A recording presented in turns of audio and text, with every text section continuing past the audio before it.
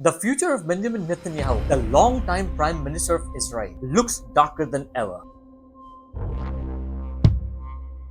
His image as a strong leader, a protector, and a world statesman is crumbling. More and more people, both inside Israel and across the world, now see him not as a hero but as a warmonger. He has turned the Middle East into a battlefield.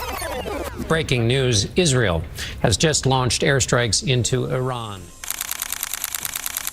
And his decisions have led to the deaths of tens of thousands, maybe even millions, directly or indirectly in Palestine, Lebanon, Syria, Iraq, Libya, and most recently the dangerous face-off with Iran. Netanyahu has not just created war zones, he has fueled hate, broken international laws, bombed civilians, and used fear as a weapon to stay in power. Under his rule, Gaza has become one of the most destroyed places on earth. His government has flattened cities, targeted refugee camps, and left entire generations traumatized. These are not accidents, these are part of pattern. Human rights groups, global leaders, and even the International Criminal Court have taken notice.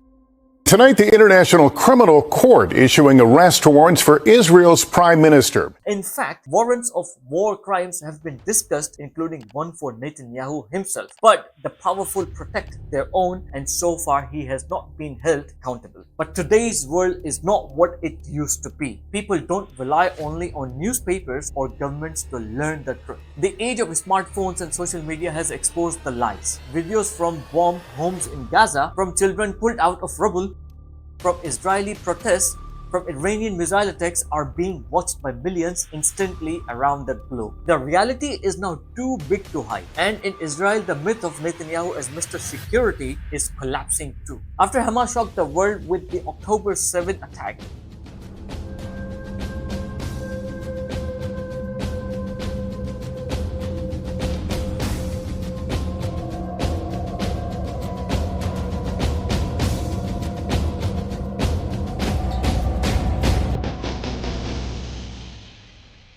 and after Iran's devastating retaliation in 2025,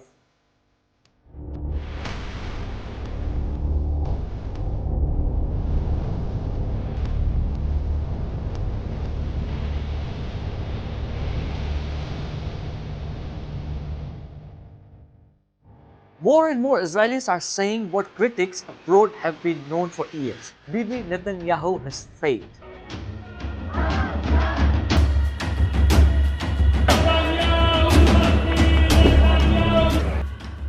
He did not protect his people, he dragged the country into endless wars, he ignored peace and chose power. And now, even his own supporters are turning their backs on him.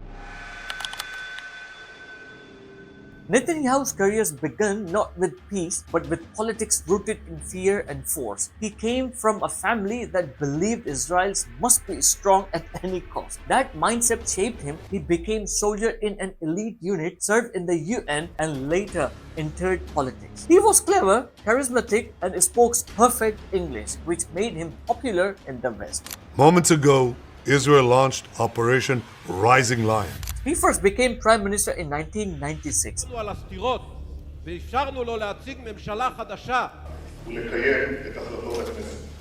And from that point on, his message remained the same. The world is dangerous and only he can protect Israel. He built a reputation around fighting terrorism, but instead of reducing violence, he used every conflict as an opportunity to strengthen his position. Throughout his time in office, Netanyahu made military aggression a central tool of leadership. He authorized repeated bombings in Gaza, launched attacks in Lebanon. Israel has launched fresh strikes on Lebanon.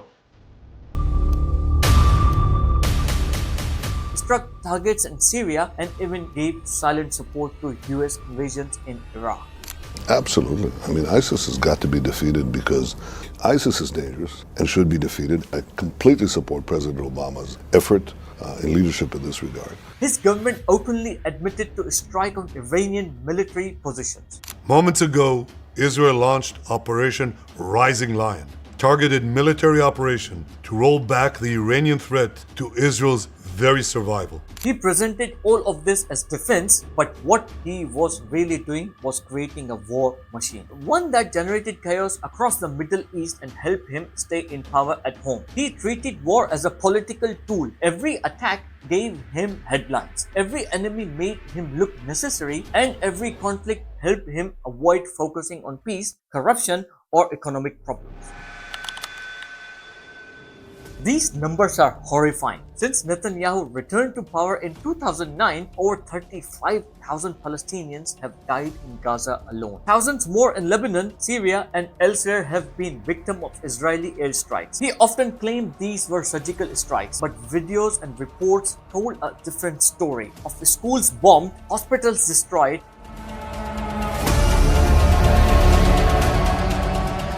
and families buried under rubble. In truth, many of these deaths were avoidable, but Netanyahu did not stop. Instead of looking for peace or changing direction, he kept justifying more bombings. He asked for more weapons, blamed others for the violence, and avoided taking any responsibility. His government also tried to silence the Israeli people who spoke out against the war. On October 7, 2023, Hamas launched a shocking attack into southern Israel. On October 7th, Hamas launched the biggest ever terror attack on Israel. Over 1,200 Israelis were killed and hundreds were taken hostage.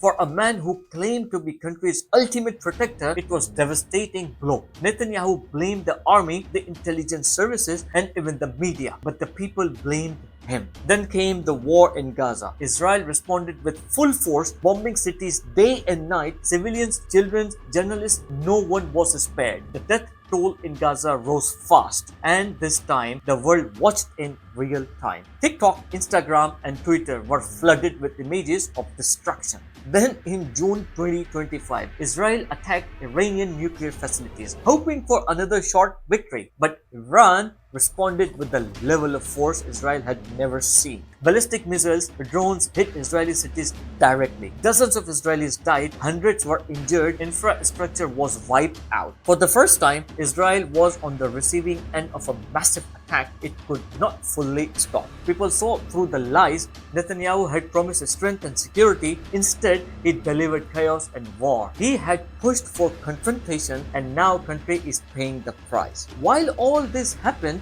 Netanyahu was also facing major corruption trials. He is involved in three main cases. Case 1000, accepting luxury gifts from billionaires in exchange for favors. Case 2000, trying to strike a deal with newspaper owner for positive coverage. Case 4000, giving regulatory benefits to a telecom company in return for support. He has used his positions to delay trials, change laws, and attack the courts. At one point, he even tried to weaken Israel's own Supreme Court, sparking mass protests and dividing the country even further. The image of Netanyahu as a hero is falling apart. Young Israelis are demanding change. Families of hostages are begging for peace. Military veterans are saying, "We did not serve to become the bad guys." I have a lot of veteran friends who are very anti-war now.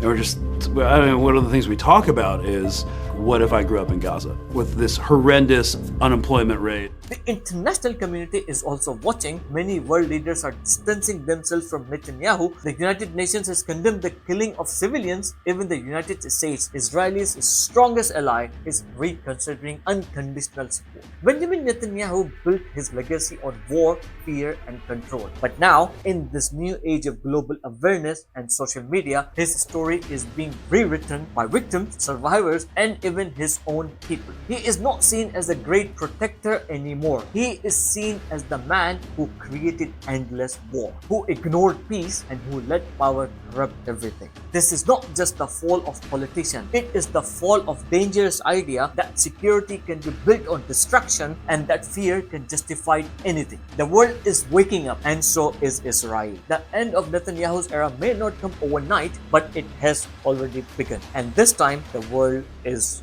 watching.